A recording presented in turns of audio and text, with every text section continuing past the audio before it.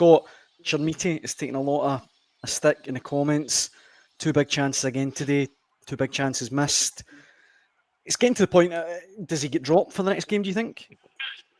I don't know, Daniel, but I mean, as bad as poor as he was, Miovski came on for him and was worse. I thought Miovski did absolutely nothing when he came on. No, didn't he win a header against Trusty? Didn't he run in behind? Didn't he really have a chance at goal? Rangers need more of their strikers in general. And I'm not defending Chermiti. Listen, he's missed 2 gilt-edged chances today. And I agree with Mick, the whole kind of thing of him dropping in and trying to stop McGregor playing just didn't work at all. No, he's there to score goals. He's 2 big chances and he's missed them. The only thing I can say for him is he puts a shift in. He's winning some flick-ons. He was at least kind of, as I say, using his energy and trying to cause Celtic's defence a problem. It wasn't great by any stretch, but his replacement came on and was even worse. So they're struggling in that department. I mean, ironically, in the first half, Danilo had actually linked to play a couple of times pretty well. He played a lovely ball for the Raskin chance where he puts him clean through. But yet Danilo had to be sacrificed at half time because of the red card, which was a blow. Later on in the game, getting into extra time, I thought in the second half Raskin was a lot better and was one of the kind of driving forces behind Rangers' performance. Again, they lost him getting into extra time, which was another blow. So there was loads of things kind of went against.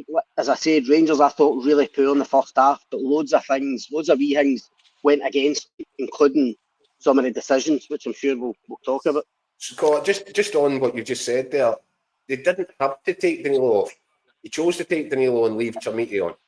Yeah. I'm not sure he got that decision right.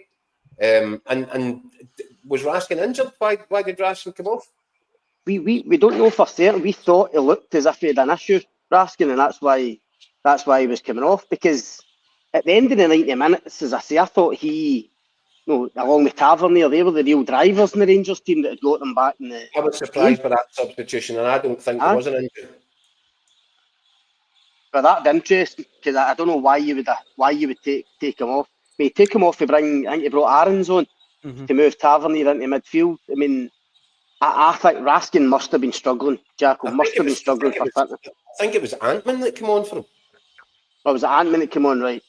So that's right. Tavernier moved at that point, and he's got Joe Rothwell on the bench. So as much as I'm saying that I think he got a lot right, and I admired him for getting on the front foot and trying to change the game.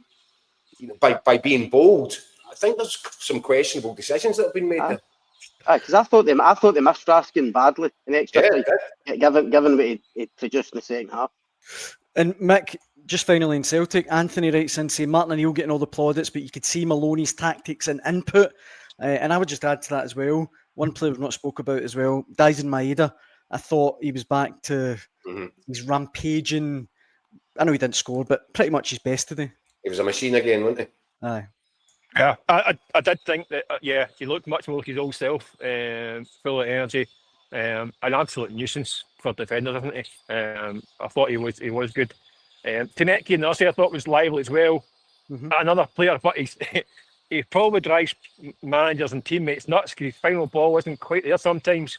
But he's very direct and he causes havoc, doesn't he? I thought Celtic at times, especially that first half, played really well.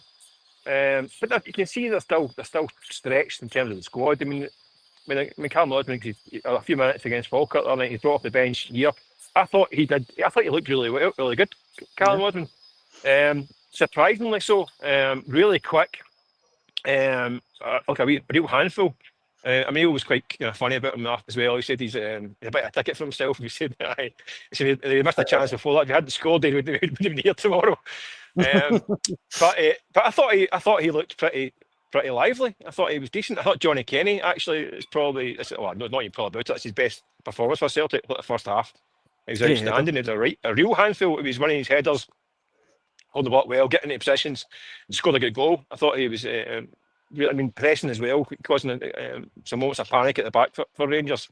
But yeah, it was just a bizarre 120 minutes. You look at it, both goalkeepers also have had stormers as well. I thought Butland for the McGregor goal, questions to be asked, I think, with that one.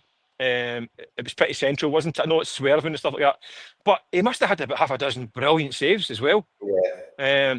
And likewise, I thought Schmeichel had 2 or 3 great saves as well. So, I mean, so many subplots. I mean, unbelievable, isn't it, really?